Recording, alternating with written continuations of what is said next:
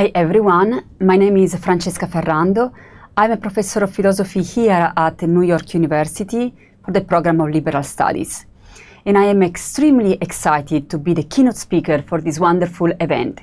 I would like to deeply thank Professor Joseph Virey for the invitation, all the faculty members and the students of the Polytech of Manila in the Philippines.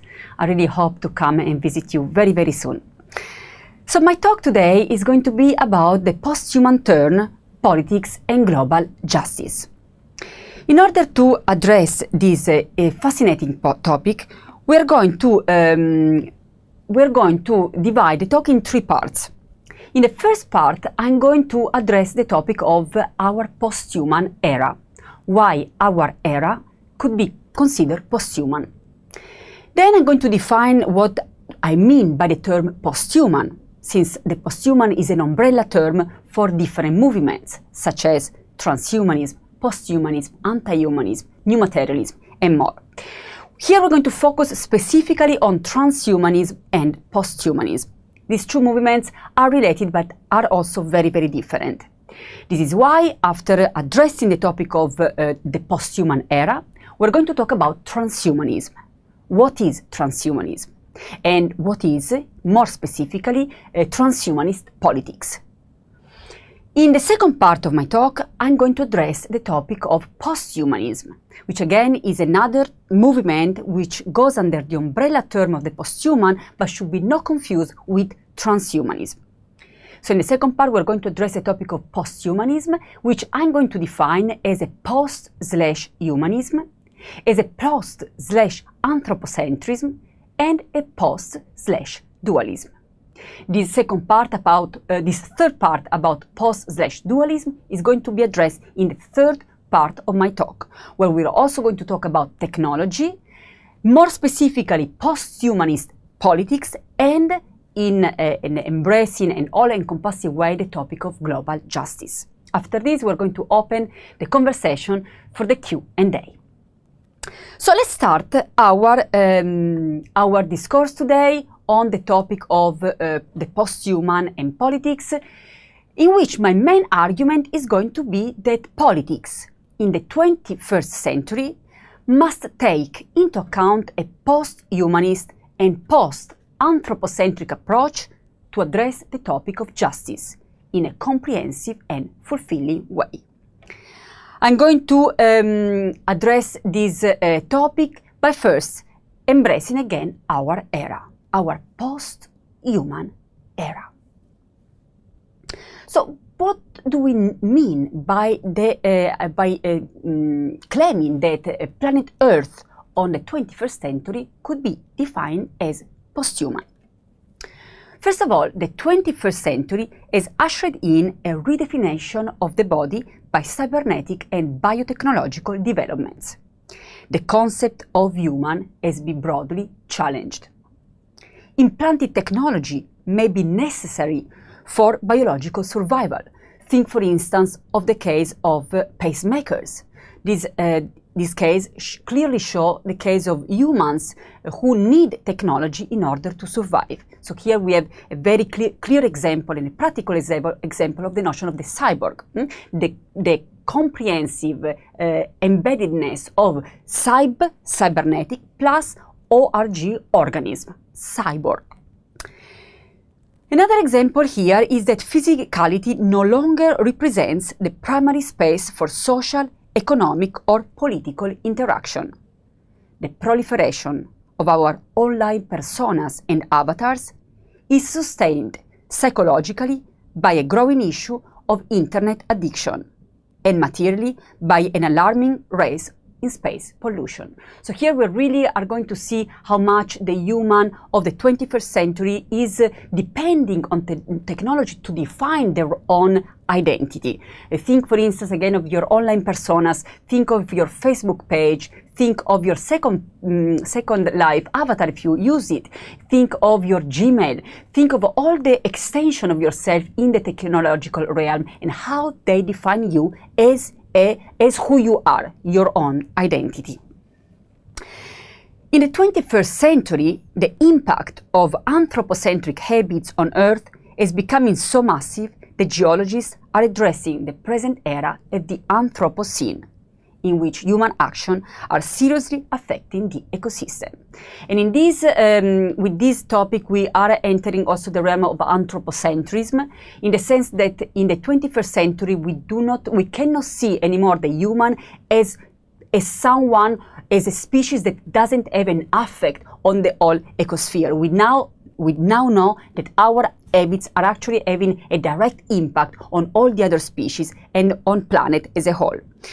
And from here again, we can add a lot of examples. For instance, we can also talk about GMOs, genetically modified organisms, that have entered our chain of economy, from food to textile, for instance, BP cotton, to genetically modified pets, such as the glowfish that we are seeing here in the slides. So we're talking about technology entering the 21st century, hybridizing with the human, not only the human, but also other non-human species and the planet as a whole.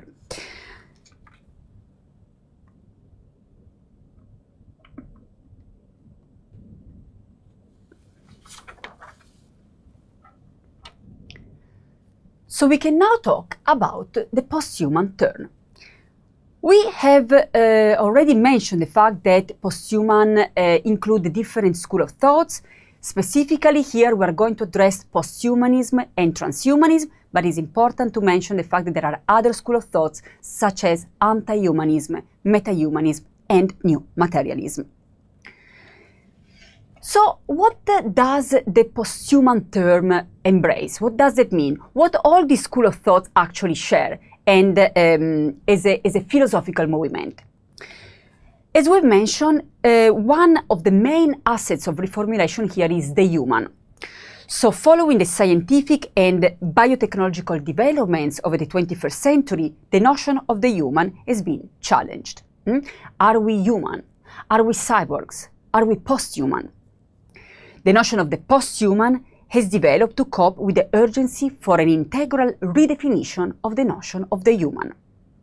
And the philosophical landscape, which has since formed, includes different schools of thoughts, because there are different answers that we can give to this specific question. And we're going to see different answers given by post-humanism specifically and transhumanism. Let's then now focus specifically on transhumanism, just clarifying here that later on we are going to actually address posthumanism and what does posthumanism offer to this discussion. But let's start with transhumanism.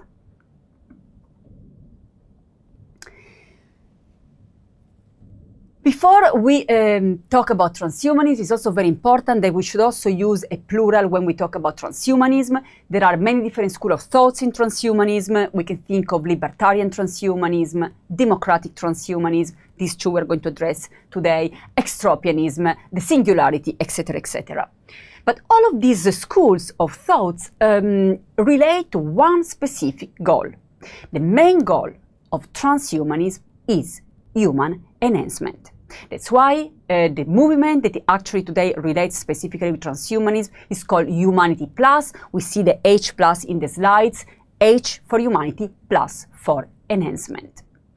And according to transhumanism, how can we achieve human enhancement? According to transhumanism, the way to achieve human enhancement in the 21st century and on is through two different axes, which are science and technology. I would go so far as saying that there is no transhumanism without a scientific and technological revisitation of the human.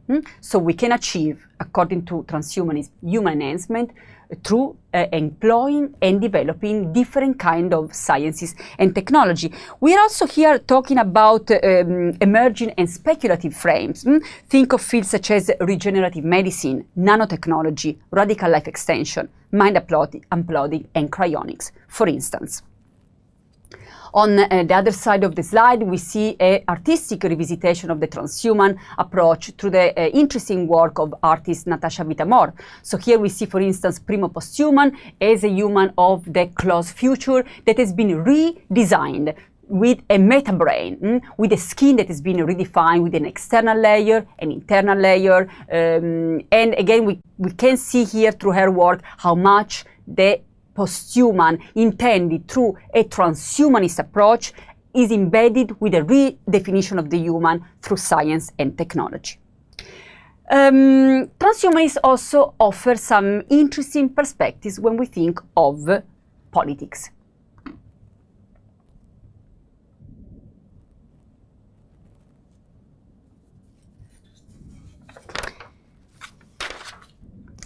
So when we think of politics, we have different school of thoughts. Again, in transhumanism, we can think of libertarian transhumanism. I have here in the slides the Zoltan Istvan. He was a US presidential candidate in 2016, and he's actually he announced recently that he intends to run for governor of California in the 2018 election. Zoltan is a libertarian transhumanist, and according to this group of thinkers, free market is the best guarantor for the right of human enhancement. Another movement which is specifically related to politics within transhumanist agenda is the democratic transhumanism. And according to democratic transhumanism, it's really important to call for an equal access to technological enhancements, otherwise limited to certain socio-political classes and related to economic power, encoding racial and sexual politics. What we are talking here is that according to democratic transhumanism, yes, we should embrace human enhancement. The problem is who would have access to these kind of technologies. Would these kind of technologies be very expensive? Only people with money would have access to this technology. Only some nations would have access to these technologies. So this is what democratic transhumanism brings to the discussion. Yes to human enhancement, but with an equal access to this kind of technologies. So it's very important here to clarify that for transhumanism, the main goal is human enhancement. Of course, this can be criticized from a post-humanist perspective, which I'm going to enter now in the second presentation, because it's still very much an anthropocentric agenda. So it's very much based on the interest of one species, which is the human species. We're going in the second part of my talk to address post-humanism and what is posthumanism offering to the political arena. Thank you so much for your attention.